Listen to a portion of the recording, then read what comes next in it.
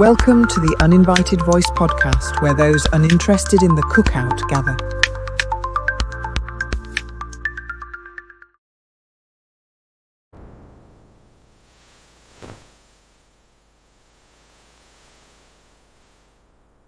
I wasn't black. Well, grace and peace, everyone. We have got to talk about Queen Charlotte of Mecklenburg and this insidious claim that she was black.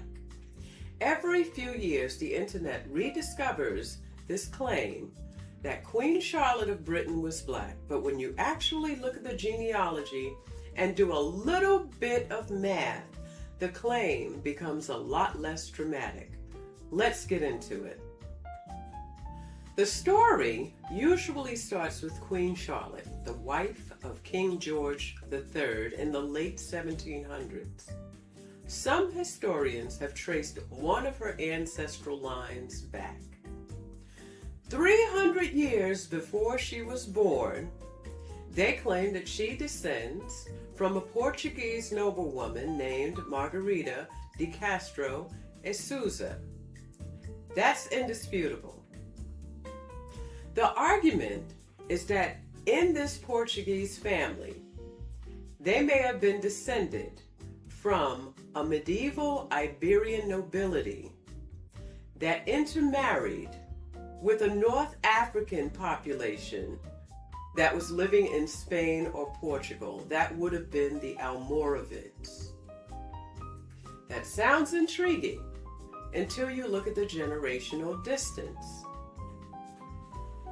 Genealogy works by halves. Your parents contribute about 50% of your ancestry, meaning I get 50% from my mother and 50% from my father. Whatever they're comprised of, autosomally, I derive 50% from each person, and that will be 100% of me, all right? From my grandparents, I inherit about 25%. From my great-grandparents, I inherit about 12.5%. For instance, on one of my genealogy tests, I have 13% Native American blood. Quite high, isn't it? But that's because I had a great-grandmother who was actually Native American. But when you go back 12 generations, which is the case with Queen Charlotte, 12 generations, that's about 0.02 cent. That's what she's inherited from this alleged North African ancestor. That's just a tiny fraction. There are white people walking around in Alabama with more of a percentage than Queen Charlotte, but I don't see you claiming them. That's neither here nor there, but we'll move on. We all have over 4,000 people in a generation that is 300 years ago or more. That's over 4,000 people. So when you have one single ancestor, so any single ancestor becomes one name out of 1,000 in the family tree. So in other words, that one ancestor from over 300 years ago, that one out of 1,000 is what they're talking about and claiming that Queen Charlotte is black. That doesn't make any sense. That's why many historians are cautious about modern claims that try to describe Queen Charlotte as a visibly mixed or black woman. If you look at this most recent show that they've portrayed her as, they've given her this big afro and made her about my complexion. Her contemporary portraits, however, show something totally different. They show a fairly typical 18th century German aristocrat. And there are no documents from her lifetime describing her as African. Now, that doesn't mean medieval Europe was isolated. Spain and Portugal had centuries of contact between Europeans, Berbers, Arabs, and others during the period of Moorish rule. That includes slaves that they got to fight their wars. They would actually go, the North Africans, the Almoravids, actually went to places like Senegal and Mali and got Fula and Mandinkas, who were Muslims, to fight their wars for them. They would conscript them and make them fight their wars. Those are the people you see depicted in these images that people glorify as the mighty Moors who conquered the Iberian Peninsula. Those were the slaves. Those weren't the noble people. They weren't the elites. And I'm not sure why people have gotten this mixed up for this however long that they've been doing it. But when you start looking at a distant ancestor from 100 to 300 years ago, it's just very different from modern racial identities that we use today.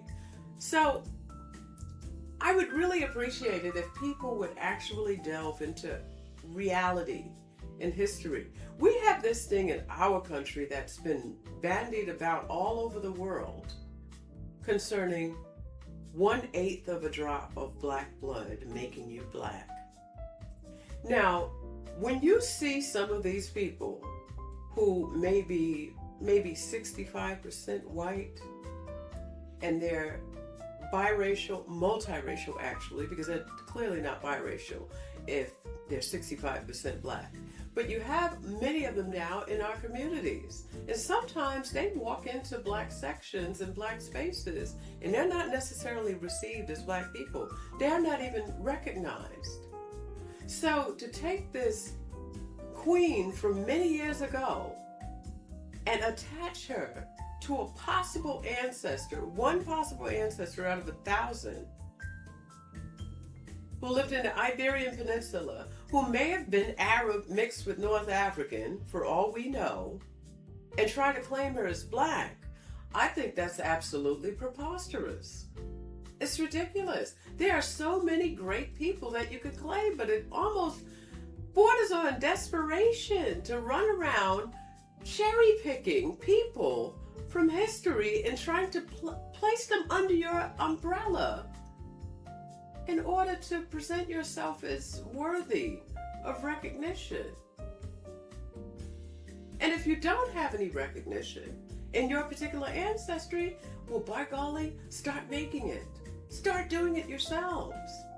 When you start claiming that kind of stuff, though, it does a disservice to the young people, especially actual black people. And there are actual black people who are actually pure black and pure African, living in places like Sudan. They're actually pure black people. How do you think they feel if you're constantly cherry picking and presenting someone like Queen Charlotte as representative of them? Does she really represent them? How do you think they should feel? Don't you think that would have an effect on their psyche? Don't you think that with all of the bleaching and other things going on in African countries, that maybe we need to stop presenting people who are 50, 60% white, even 30% white as pure black in order to create a narrative about black greatness and achievement? This is getting ridiculous. It needs to stop. Queen was not black.